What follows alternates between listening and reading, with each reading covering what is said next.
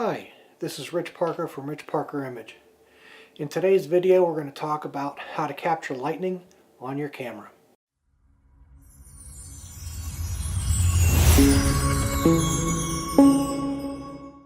Pretty far north of here we could see the lightning, but we couldn't hear the thunder, which meant it was optimal and safe to go out and take pictures of the lightning. So I packed up my camera, tripod, lens, took them out to the porch and set it all up. I'm going to explain to you how to do the same thing.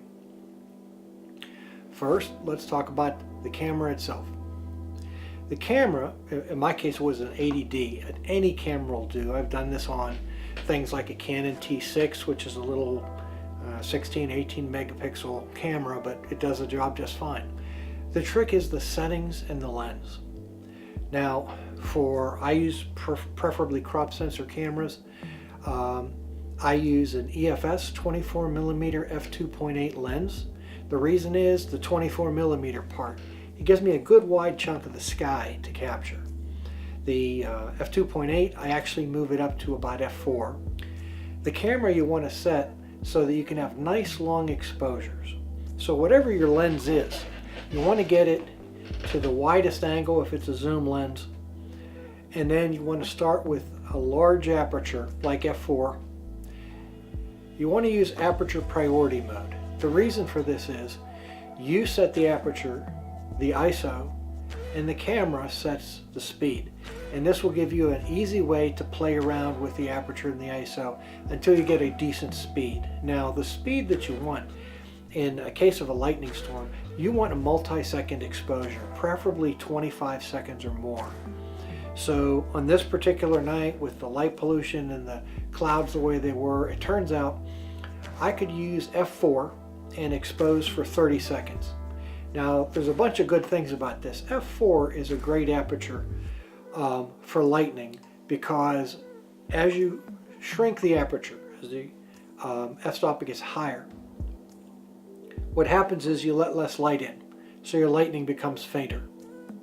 As you open your aperture up, your image may get a little bit softer. It might not look focused even if it is focused. So f4 for me, between f4 and f6 is usually a happy medium for most storms unless I'm really out in the boonies and there's no light pollution at all. So that's the first thing. Use aperture priority, set things up. Once you've set them up, switch to manual mode and dial in those same settings. So again, in my case, I used 24mm lens, which is a prime lens. I used f4, I ran it for 30 seconds per exposure, and my ISO was set to 200. Again, next thing with your camera is the focus. You're going to want to take your lens, point it at something a reasonable distance away, at least 50 or 100 yards away. The reason is this is about as close as you need to get to approximate infinity for the camera. Find something that's lit up and focus on that with your autofocus if it's at all possible. Then switch your camera to manual focus, switch your lens to manual focus. The reason for that is you don't want the camera to start seeking a focus just because you took a picture of clouds. Now you want to set up your tripod. I have a personal preference in Manfrotto tripods. I'll include one in the link in the description below. But any tripod will do. What I strongly recommend is that you use what they call either a rock bag or a tripod sling. Basically a piece of cloth with some arms on it. The arms attached to your tripod legs, and then you can put weights into this rock bag. The advantage to doing this is you're adding a little weight to the tripod, which adds stability, because remember, thunder, you walking around, wind blowing against the camera, all those things are going to vibrate it, and Murphy's Law being what it is, it'll be right in the middle of a good shot. So the rocks help tilt the odds in your favor by helping lock down the tripod a bit. Now the last thing as far as camera and settings and stuff goes, I strongly recommend using an intervalometer.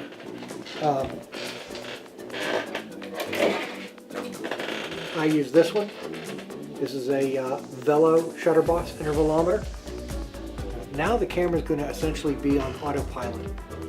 Once you've set up your shutter boss, in my case, I tell it, take a picture every 33 seconds. Why 33 seconds on a 30-second exposure? Well, I need to give the camera a little bit of time to store the image to the card, to recycle the shutter and be ready for the next shutter press. If you go much faster than that, you have a chance at missing shots, and that's just aggravating. So always remember, give yourself at least 2 or 3 seconds more than your exposure time when you're setting up an intervalometer.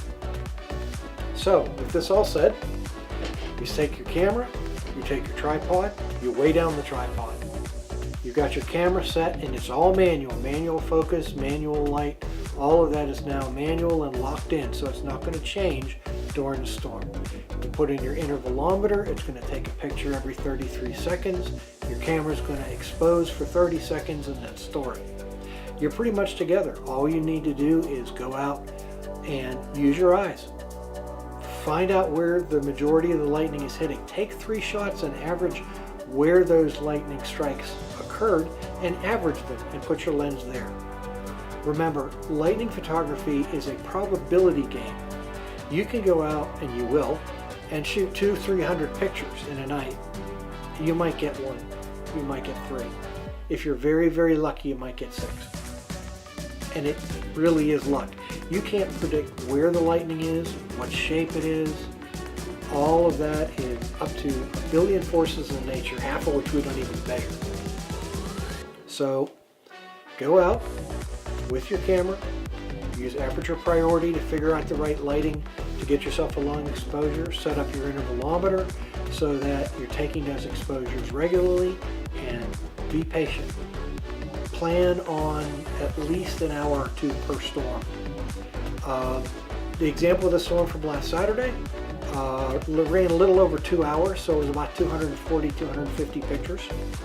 Of that, I got 6 with some kind of lightning on it, and only 4 of those were somewhat usable.